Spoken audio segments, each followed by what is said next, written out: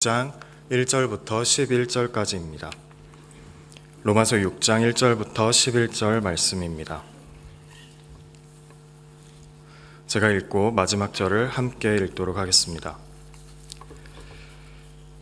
그런즉 우리가 무슨 말을 하리요? 은혜를 더하게 하려고 죄에 거하겠느냐? 그럴 수 없느니라. 죄에 대하여 죽은 우리가 어찌 그 가운데 더 살리요? 무릇 그리스도 예수와 합하여 세례를 받은 우리는 그의 죽으심과 합하여 세례를 받은 줄을 알지 못하느냐? 그러므로 우리가 그의 죽으심과 합하여 세례를 받음으로 그와 함께 장사되었나니 이는 아버지의 영광으로 말미암아 그리스도를 죽은 자 가운데서 살리심과 같이 우리로 또한 새 생명 가운데서 행하게 하려 함이라. 만일 우리가 그의 죽으심과 같은 모양으로 연합한 자가 되었으면 또한 그의 부활과 같은 모양으로 연합한 자도 되리라. 우리가 알거니와 우리의 옛사람이 예수와 함께 십자가에 못 박힌 것은 죄의 모습이 죽어 다시는 우리가 죄에게 종노릇하지 아니하려 함이니 이는 죽은 자가 죄에서 벗어나 의롭다 하심을 얻었음이라. 만일 우리가 그리스도와 함께 죽었으면 또한 그와 함께 살 줄을 믿느니 이는 그리스도께서 죽은 자 가운데서 살아나셨음에 다시 죽지 아니하시고 사망이 다시 그를 주장하지 못할 줄을 알미로라. 그가 죽으심은 죄에 대하여 단번에 죽으심이요 그가 살아계심은 하나님께 대하여 살아계심이니. 함께 읽겠습니다. 이와 같이 너희도 너희 자신을 죄에 대하여는 죽은 자요 그리스도 예수 안에서 하나님께 대하여는 살아있는 자로 여길지어다. 아멘.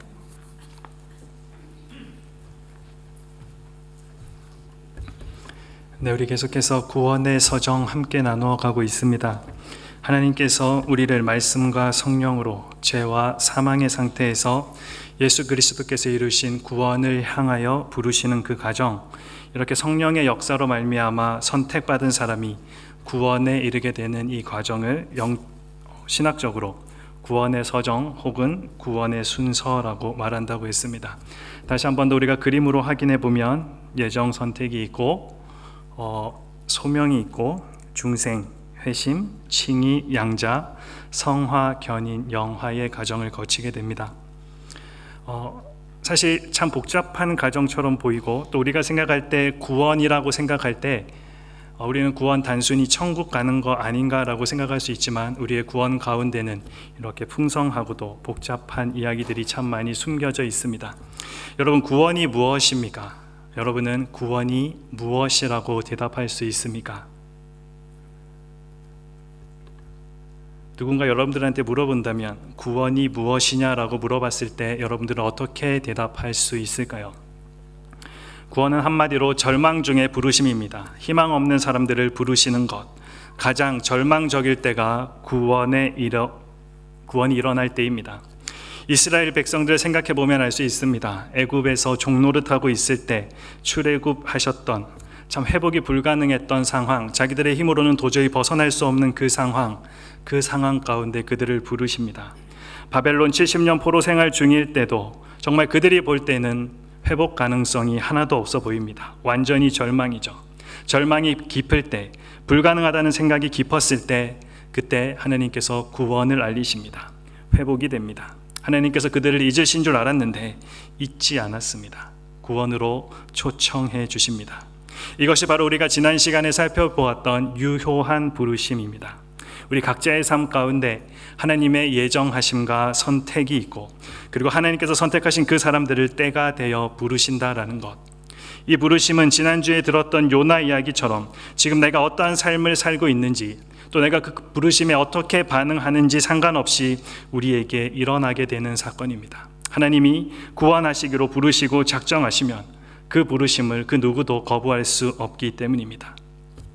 이 일들을 통해서 예수 그리스도께서 십자가에서 이루신 죄사함과 예수님이 믿어지게 되는 것입니다. 그리고 우리에게 거듭남이 일어나고 회심이 일어나서 이제는 죄를 떠나 그리스도와 연합되고 그리스도만 의지하며 살게 되는 것입니다. 전에는 그렇지 않았는데 이제는 십자가에서 죽으신 예수님을 자신의 유일한 구원자로 삼고 또 그 예수님을 가장 사랑하는 자로, 또한 예수님을 가장 많이 닮은 자로 하나님의 나라와 영광을 위해 살고 싶은 마음의 소망을 우리가 갖게 된다라는 것, 이것이 효력 있는 부르심을 통해 구원받은 성도들에게 나타나는 모습입니다. 그럼 우리들에게 이런 질문이 자연스럽게 생깁니다. 유효한 부르심을 받은 자들이 이 땅의 삶에서 얻는 유익들이 무엇입니까? 구원받은 사람들이 얻는 유익들이 무엇이냐라고 질문하고 있습니다. 우리 답을 한번 같이 읽어보겠습니다. 유효한 부르심을 받은 자들은 이 땅의 삶에서 칭의, 양자됨, 성화를 얻고 그것들로부터 여러 가지 유익을 얻습니다. 하나님께서 그리스도 안에 마련해 놓으신 구원의 유익은 다음 4가지입니다. 칭의, 양자, 성화, 견인. 앞에 2가지는 신분적인 것이고 뒤에 2가지는 실제적인 우리의 삶 가운데 필요한 유익들입니다. 즉 앞에 2가지의 신분적인 변화의 유익을 얻었다면 반드시 실제적인 삶의 변화인 뒤에 2가지 유익이 함께 따라와야 한다는 것. 만약 어떤 사람이 의롭다 여김을 받았다고 하는데 거룩한 성화의 삶이 없고 견인의 삶이 없다면 아직 그 사람의 삶 가운데는 완전한 칭의가 일어나지 않았다라는 것입니다. 이 4가지 유익들은 구별되지만 분리되지 않고 또 서로 연결되어 있으며 그리스도 안에 있는 유익들이기 때문에 칭의가 일어났다면 반드시 성화와 실제적인 삶의 변화라는 유익들이 우리의 삶 가운데 일어나야 합니다. 따라서 유효한 부르심의 효과로서 4가지 유익들을 얻게 되는 것이고 이것은 이 땅의 삶 속에서 분명하게 삶의 변화로 나타나게 되는 것입니다. 그 중에서 오늘은 신분적인 것과 관련되어 있는 칭의와 양자에 대해 살펴보고자 합니다. 먼저 칭의입니다. 소요리 문답 33번에 이렇게 묻고 있습니다. 칭의가 무엇입니까? 우리 답을 한번 같이 읽어보겠습니다. 시작.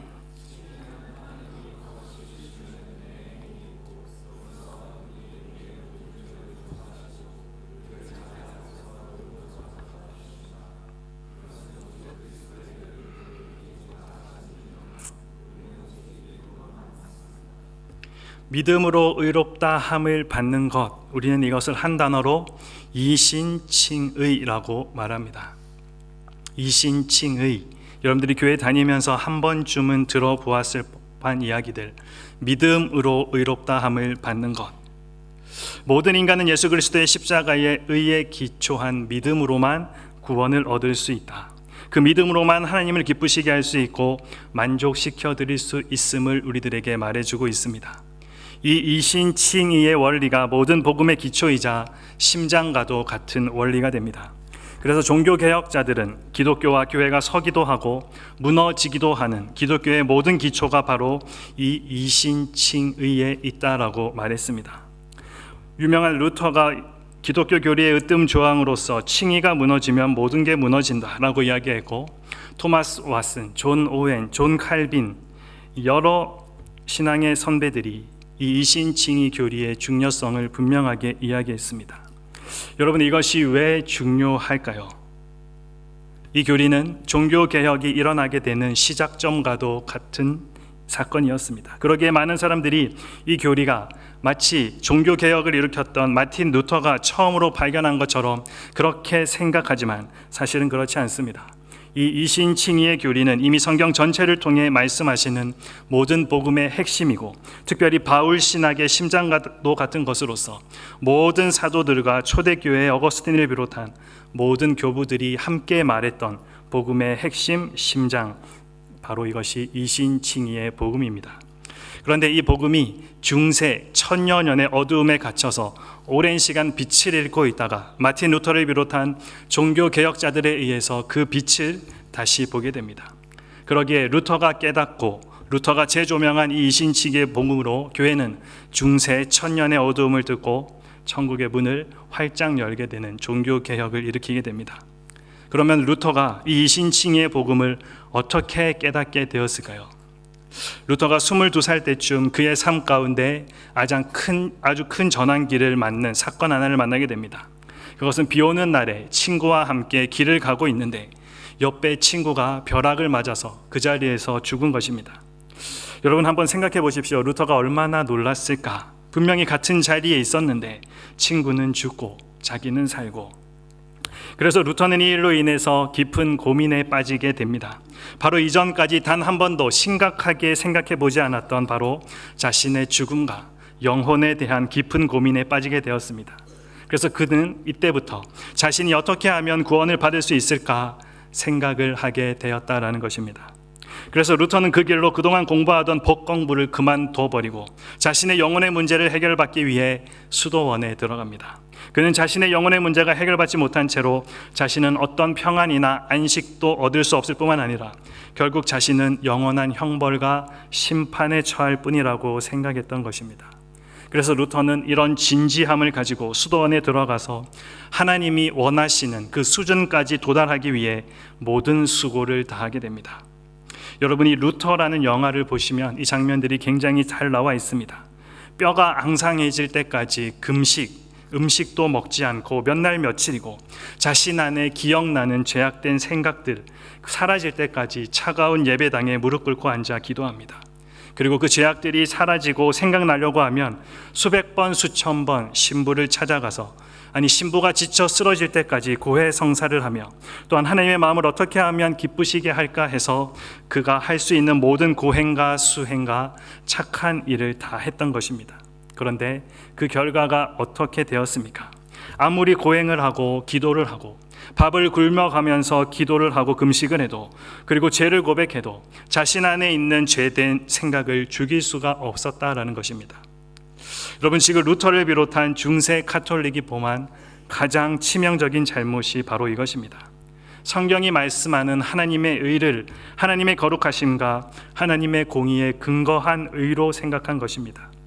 이로 인해 루터는 아무리 노력하고 무슨 일을 한다 해도 그 거룩하신 하나님의 공의를 우리 스스로, 인간 스스로 만족시켜 드릴 수가 없었던 것입니다.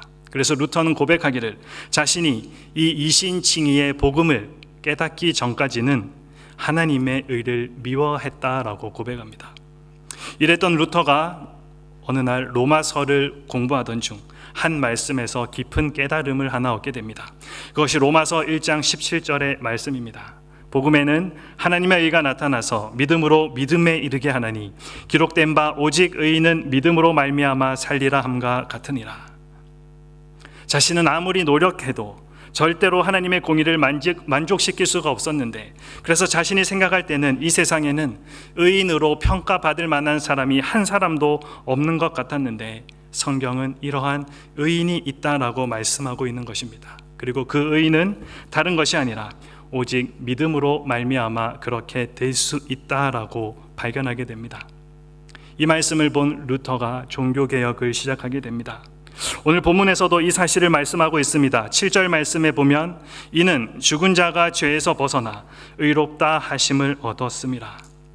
의롭게 한다, 즉 칭의라는 이 말은 원어상 무죄, 석방하다 혹은 의롭다고 선언하다라는 뜻의 법적인 용어입니다. 이것은 재판관의 고유한 권한이자 행위입니다.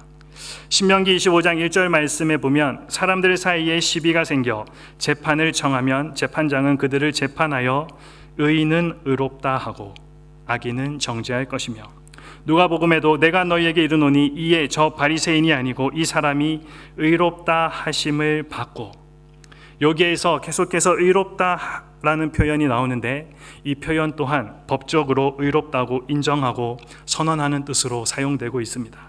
성경은 로마서 3장 23절에 모든 사람이 죄를 범하였음에 하나님의 영광에 이르지 못한다라고 분명히 기록하고 있습니다.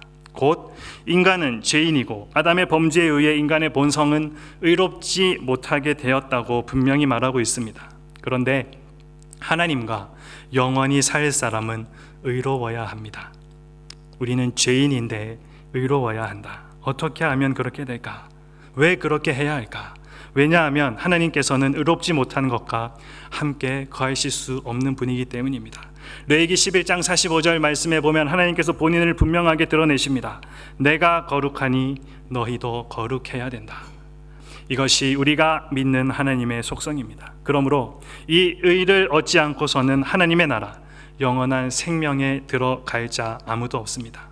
하지만 성경은 모든 사람이 죄를 범하여서 하나님의 영광에 이르지 못한다라고 분명히 선언합니다. 그렇다면 죄인인 우리가 어떻게 이 의를 얻을 수 있을까요? 로마서 3장 24절을 우리 함께 읽어보겠습니다. 그리스도 예수 안에 있는 속량으로 말미암아 하나님의 은혜로 값없이 의롭다 하심을 얻은 자 되었느니라.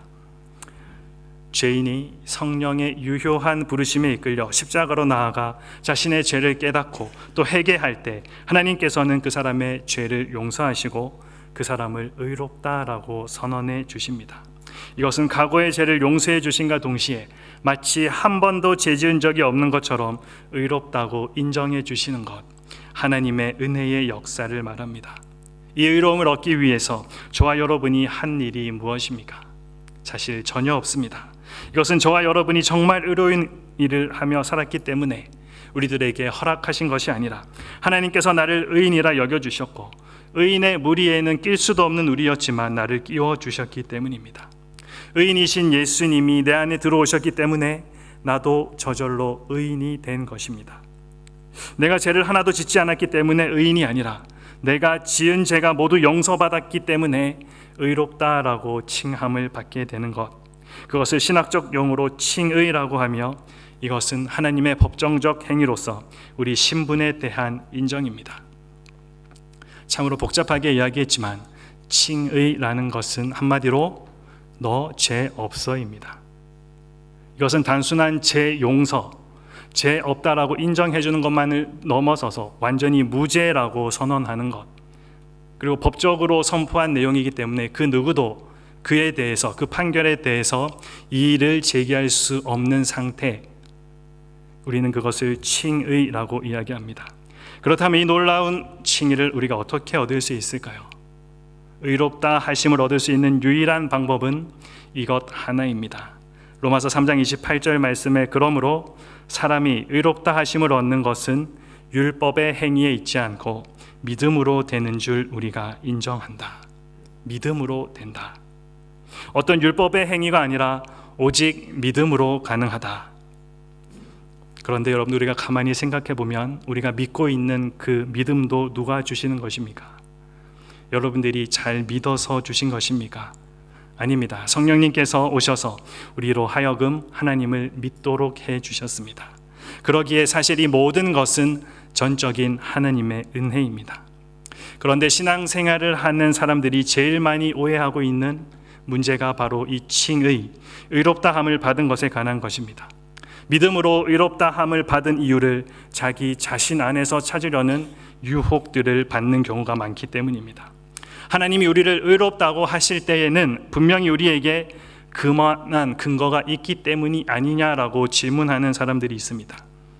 하지만 이것은 정말 큰 오해가 아닐 수 없습니다. 그리고 이보다 더 답답한 일은 의롭다함을 받은 것이 전적으로 하나님 편에서 우리의 믿음을 보시고 선언하셨던 일방적인 판결이라는 사실을 알면서도 자신에게 그만한 착함이 보이지 않아서, 그래서 용서받은 의인으로 확신하기를 머뭇거리고 있는 사람들도 참 많이 있습니다. 이것 또한 마음 아픈 일이 아닐 수 없습니다. 한국에서 정말 오래전입니다. 큰 성공을 이룬 투캅스라는 코미디 액션 영화가 있습니다.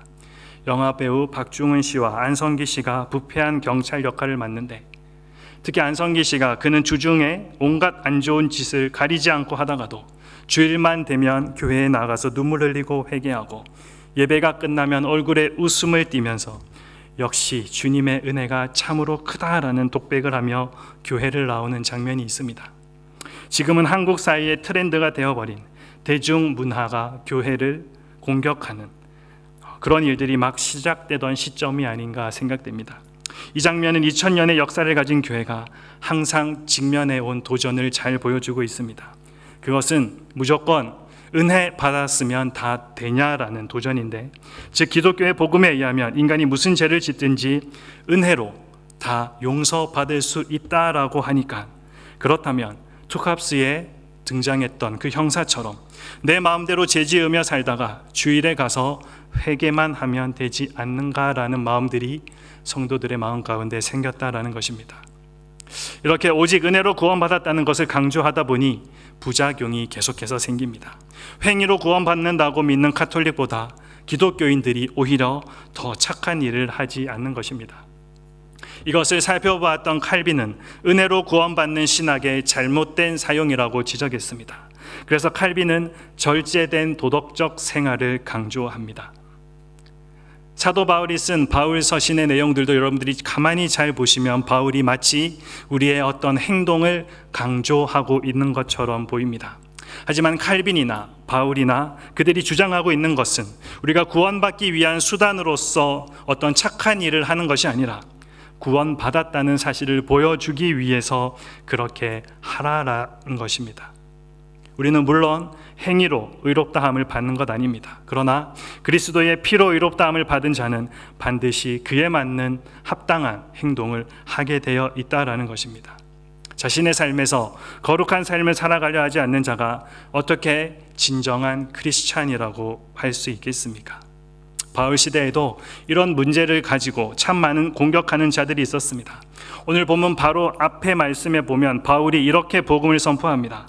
율법이 들어온 것은 범죄를 더하게 하려 함이라. 그러나 제가 더한 곳에 은혜가 더욱 넘쳤나니. 율법이 들어옴으로써 이전에는 죄인 줄 몰랐던 것을 이제는 사람들이 죄라고 알게 되었습니다. 그렇게 해서 율법 때문에 죄가 넘쳐났지만 그만큼 죄를 용서해 주시는 예수 그리스도의 은혜도 넘치게 드러나게 되었다라는 말입니다. 그러나 이것을 반대하는 자들이 비아냥대면서 공격하기를, 그래, 그렇다면 은혜를 더욱 넘치게 하는, 예수 그리스도의 은혜를 더욱 넘치게 하는 방법은 우리가 죄를 더 많이 짓는 방법이 있겠구나, 이렇게 이야기하는 사람들이 있었습니다. 우리는 이들을 도덕률 폐기론자들이라고 이야기합니다. 그 도전을 오늘 바울은 이렇게 이야기합니다. 그런즉 우리가 무슨 말 하리요? 은혜를 더하게 하려고 죄에 거하겠느냐? 하나님의 은혜가 그렇게 크다면 우리가 무슨 죄 지어도 괜찮겠네. 그렇다면 평일에 내 마음대로 죄 지으며 살다가 주일에 교회 나가서 회개만 하면 되는 것 아니냐라는 도전입니다. 실제로 이런 논리로 기독교의 복음을 받아들인 사람들도 있고 또 비난하는 사람들도 참 많이 있습니다. 그에 대해 바울이 어떻게 대답하고 있습니까? 2절 말씀에 보면 그럴 수 없느니라 분명히 이야기합니다. 너네가 정말로 참된 그리스도인이라면 그렇게 말할 수도 그렇게 살 수도 없다라는 것. 그러면서 덧붙이고 있는 말이 무엇입니까? 죄에 대하여 죽은 우리가 어찌 그 가운데 더 살리어. 여러분, 죄에 대하여 죽었다라는 말, 여기에는 의미가 담겨 있습니다. 우리에게 신분의 변화가 일어났다라는 것입니다. 우리는 예전 모습, 그 신분을 표현하고 있는 것이, 우리의 옛날 모습을 잘 표현하고 있는 것이 본문 6절의 말씀입니다. 어떤 단어입니까? 옛 사람이라는 단어입니다. 우리 안에 죄의 종노릇하던 옛 사람이 예수와 함께 십자가에 죽고 우리 안에 변화가 생겼다라고 말하는 것, 그것이 6절 말씀에 이야기하고 있습니다. 그럼 그것이 어떤 변화인가? 우리가 잘 알고 있는 갈라디아서 2장 20절 말씀 우리 함께 읽어보겠습니다. 내가 그리스도와 함께 십자가에 못 박혔나니 그런즉 이제는 내가 사는 것이 아니요 오직 내 안에 그리스도께서 사시는 것이라. 이제 내가 육체 가운데 사는 것은 나를 사랑하사 나를 위하여 자기 자신을 버리신 하나님의 아들을 믿는 믿음 안에서 사는 것이라. 근데 인간은요, 관계적인 존재입니다. 그래서 우리가 누군가와 관계를 맺을 때 그 신분은 참으로 중요합니다. 그렇다면 하나님과 나는 어떤 관계가 되었습니까? 주인과 종의 관계입니까? 아니면 심판자와 죄인의 관계입니까? 주님이 새 생명 안에서 이루어 주신 나의 신분은 바로 자녀의 신분입니다. 요한복음 1장 12절 말씀 우리 함께 읽어보겠습니다. 영접하는 자,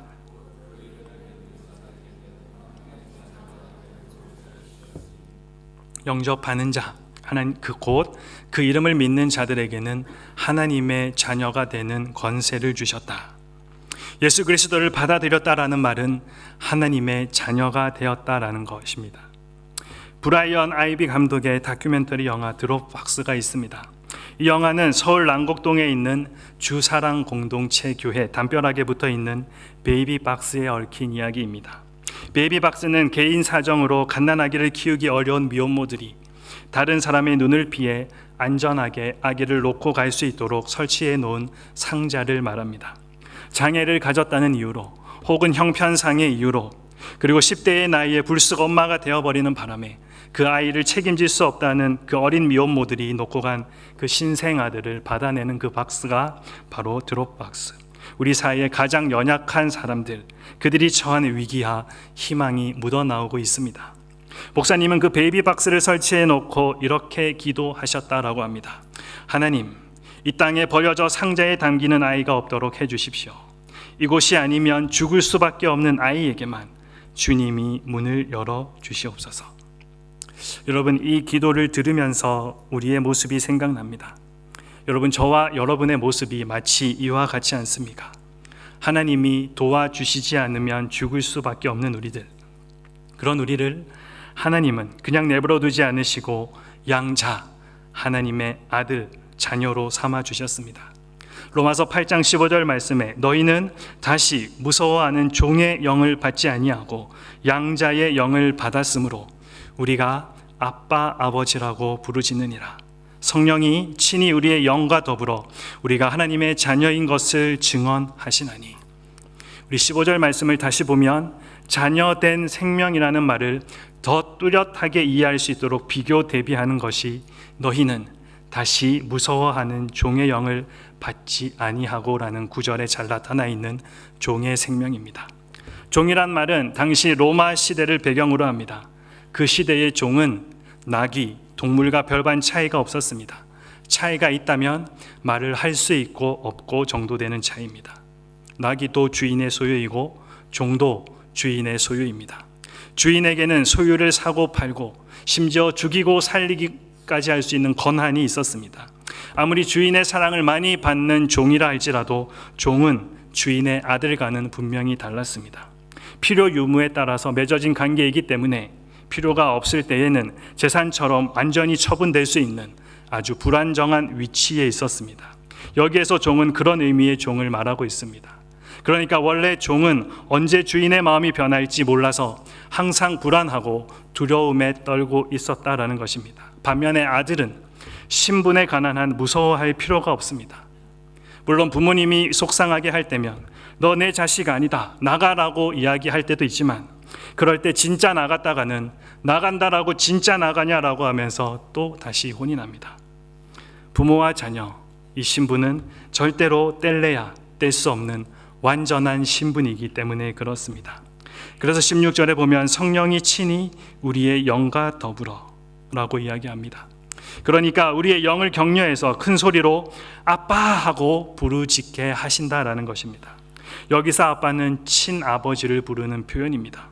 나 같은 놈이 무슨 하나님의 자녀냐, 나는 다 틀렸다 하고 그렇게 여러분들이 주저앉아 있을 때 성령 하나님이 여러분들의 마음에 충동을 일으켜서 아니야, 그분은 너의 주인이 아니라, 너는 그분의 종이 아니라 너는 그분의 아들이야, 하나님은 너의 아빠야 하고 소리치게 하신다라는 것입니다.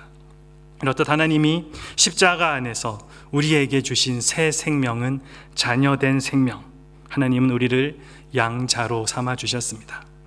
그래서 오늘 질문 34번 이렇게 질문합니다. 양자됨이 무엇입니까? 양자됨은 하나님의 값없이 주시는 은혜의 행위이고 이로써 우리는 하나님의 자녀로 받아들여져서 모든 특권을 누립니다. 이것 또한 하나님이 우리에게 값없이 주시는 은혜입니다.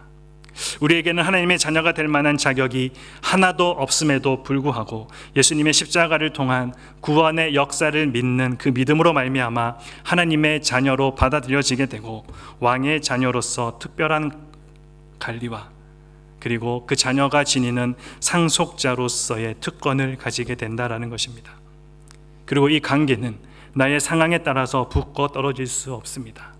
어느 때는 화가 나서 속상해서 입으로 우리가 부인하는 말을 하기도 하지만 그런 말 한마디에 절대 끊어질 수 없는 관계, 이 관계의 주체가 내가 아니라 하나님에게 있기 때문에 그렇습니다.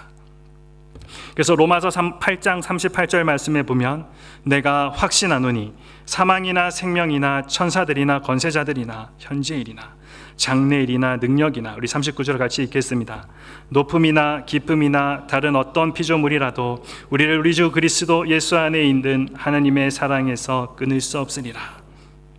여러분들, 이 사실이 우리를 얼마나 안전하게 만드는지 모릅니다. 어떠한 경우에도 떨어질 수 없는 이 신분이 이 자녀된 신분이라는 것입니다. 이러한 신분상의 복들은 우리가 노력해서 얻을 수 있는 것 아닙니다. 왜냐하면 그것은 우리의 어떤 탁월함이나 우리가 무언가를 잘해서 오는 것이 아니기 때문입니다. 그 복들은 우리가 구원받는 순간에 주어지는 것이기에 내 성격이 좋아서 또 내 노력으로 얻게 되는 것이 절대 아닙니다. 또한 그 복들은 우리들이 감정적으로 경험할 수 있는 것도 아니기 때문에 우리의 느낌이 어떤가에 의해서 좌우되는 것도 아닙니다. 하나님께서 받을 자격이 없는 우리에게 이것을 선물로 주셨다라는 것, 다른 사람이 아니라 하나님께서 우리들에게 주신 것이기에 구원받음으로써 새롭게 된 그리스도 안에서의 우리의 그 위치는 영원한 것이 됩니다. 여러분, 지금까지 너무나도 길게 거창하게 설명했지만 단 두 가지, 우리의 신분이 변했다라는 것. 첫 번째가 무엇입니까? 우리가 의롭게 된 것, 죄 없다, 무죄다 라고 선고받은 것. 그 다음에 두 번째는요, 하나님의 자녀가 된 것. 여러분, 혹시 이 은혜, 계속해서 은혜라고 이야기하는데 여러분들 이 놀라운 은혜를 알고 있습니까? 그 놀라운 은혜에 여러분은 합당한 삶을 지금 살아가고 있습니까? 정말로 은혜를 받아본 사람은 이것이 무엇인지 압니다. 그리고 그 은혜를 받아본 사람은 그 남은 삶을 그냥 막 살 수 없습니다. 요한복음 8장에 나오는 가늠하다 붙잡혀온 여자의 경우가 그렇습니다.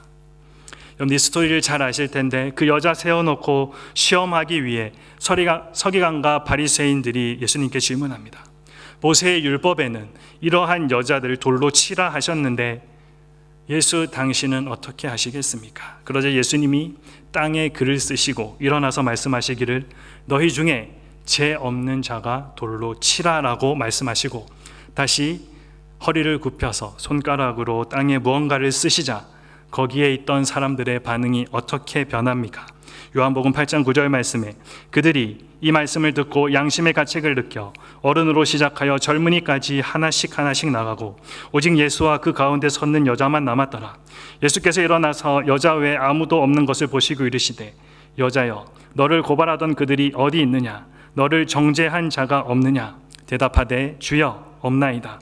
예수께서 이르시되 나도 너를 정죄하지 아니하노니 가서 다시는 죄를 범하지 말라 하시니라.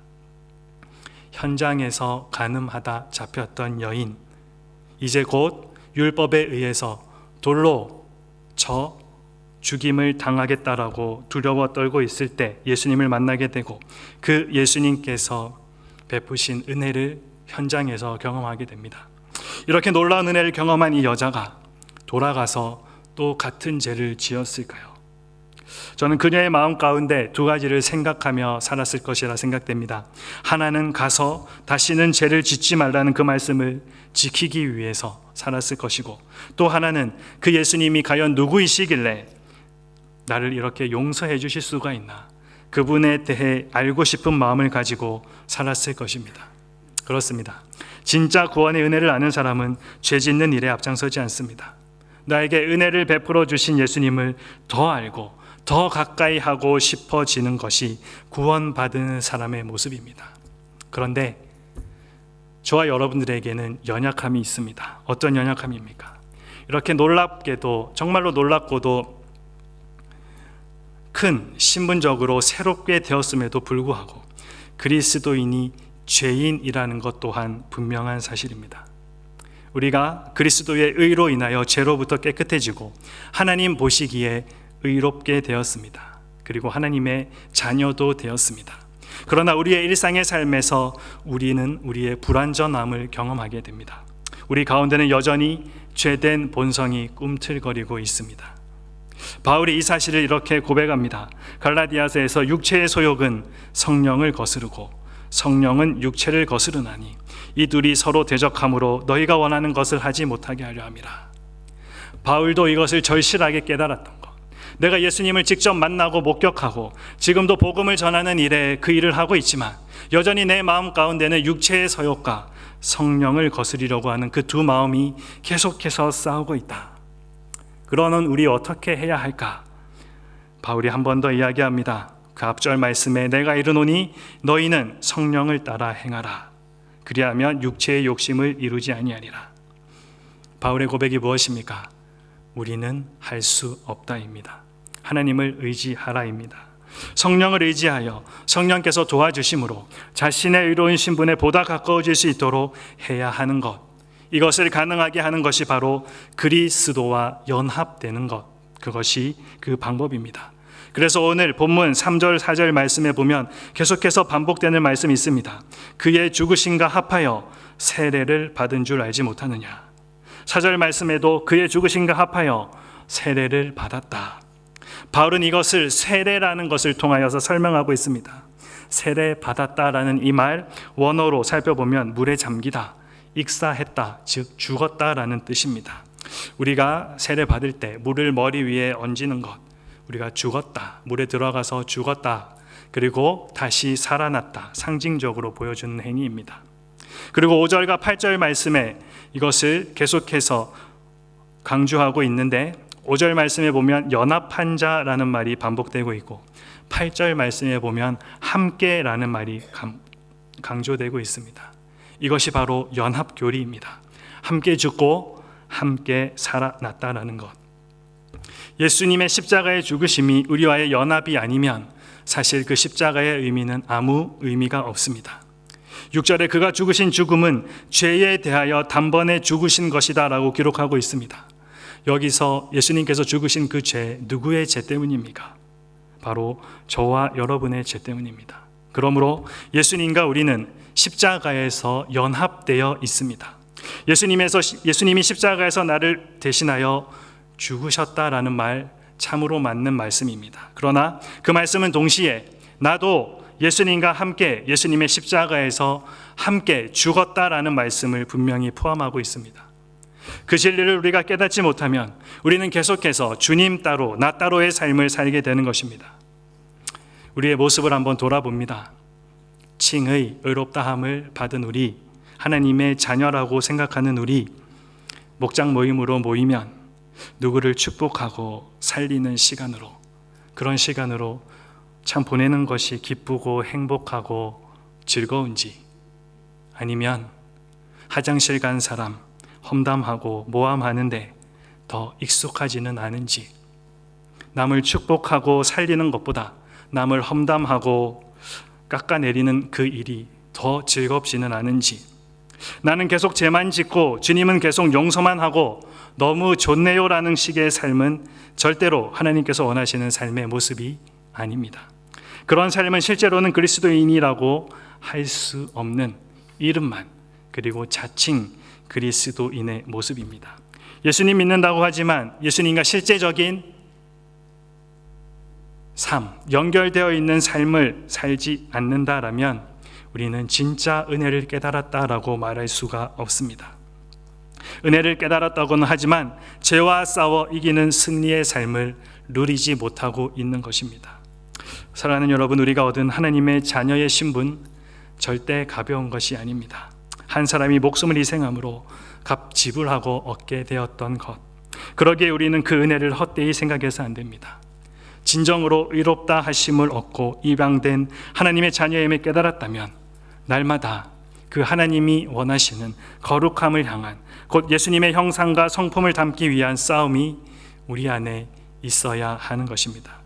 내가 그리스도와 함께 죄에 대하여 죽고 다시 그리스도와 함께 하나님에 대하여 산 자라는 이 진리를 내 것으로 만들지 않고는 그리스도 중심으로 우리는 절대 살 수 없습니다. 이것이 없이는 내게 사는 것이 그리스도니라는 고백, 우리의 삶 가운데 일어날 수 없습니다. 핵심이 무엇입니까? 그리스도와의 연합. 그리스도의 연합을 분명하게 주장하는 사람은 죄의 육신과 세상과 사탄과 싸워서 이기는 삶을 살게 됩니다. 우리가 모두 죄의 유혹을 받으셨지만 죄는 없으셨던 주님을 따르는 삶을 살아갈 수 있게 된다는 것입니다. 여러분, 저와 여러분이 죄 용서받았다, 혹은 죄에서 구원받았다라고 하는 것은 이 세상의 그 어떤 일보다도 놀랍고 가장 축복적인 사건이라고 할 수 있습니다. 그러나 이렇게 우리가 죄에서 구원받았다는 것은 사실상 성경이 말씀하는 복음의 시작에 불과한 것입니다. 그래서 성경은 우리의 구원을 더 복되게 말씀하는데, 그것이 바로 하나님이 저와 여러분을 죄에서 구원하셨을 뿐만 아니라 의롭다, 죄 없다, 바르다 하시며 의인이라 칭하여 주신 것, 그러나 성경은 여기서 그치지 않고 더 나아갑니다. 그것이 바로 양자됨이라는 것. 하나님은 저와 여러분을 죄에서 구원하여 주셨을 뿐만 아니라 의롭다 칭하여 주시고 더 나아가 당신의 자녀로까지 양자 삼아 주셔서 가장 복되고 영광스러운 신분에까지 우리를 최고로 올려주신 것. 우리는 이 은혜를, 그리고 이 신분상의 축복을 분명히 기억해야 합니다. 사람이 신분이 바뀌었다는 것은 참으로 큰 축복입니다. 우리가 해야 할 일 무엇입니까? 오늘 11절 말씀 함께 읽어보도록 하겠습니다. 이와 같이 너희도 너희 자신을 죄에 대하여는 죽은 자요 그리스도 예수 안에서 하나님께 대하여는 살아있는 자로 여길지어다. 여길지어다. 내 삶을 돌아보면 나는 아직 거룩하지 않은 것 같은데, 여전히 죄짓고 있는데, 그리고 하나님의 자녀로서의 모습은 단 1도 보이지 않는 것 같은데 어떻게 해야 하나? 하지만 우리가 그렇게 살아서 하나님의 자녀가 되고 칭의를 얻는 것이 아니라, 우리는 이미 칭의를 얻었고 하나님의 자녀가 되었기 때문에 그 신분에 합당한 삶을 우리가 살아가야 된다라는 것, 여러분들이 꼭 잊지 않고 기억했으면 좋겠습니다. 그리고 이 은혜를 아는 사람들이 어떻게 살아가야 하는지 다음 주에 성하와 견인의 가정을 통해서 우리가 함께 살펴보고자 합니다. 여러분, 복음은 절대로 죄를 용서받는 것, 거기에서 끝나지 않습니다. 죄를 이기고 살게 되어져야 비로소 복음을 정확히 아는 사람의 삶을 살아가게 되는 것입니다. 여러분들, 잠시, 정말로 잠시 악한 이 세상 쾌락을 위해 남은 인생 그냥 그렇게 집어 던지지 말고 새 주인이신, 여러분들의 새 주인이신 예수 그리스도와 함께, 그리고 그분의 자녀된 신분에 합당한 모습으로 그분이 원하시는 삶을 살아가는 저와 여러분 되기를 소망합니다. 함께 기도하겠습니다.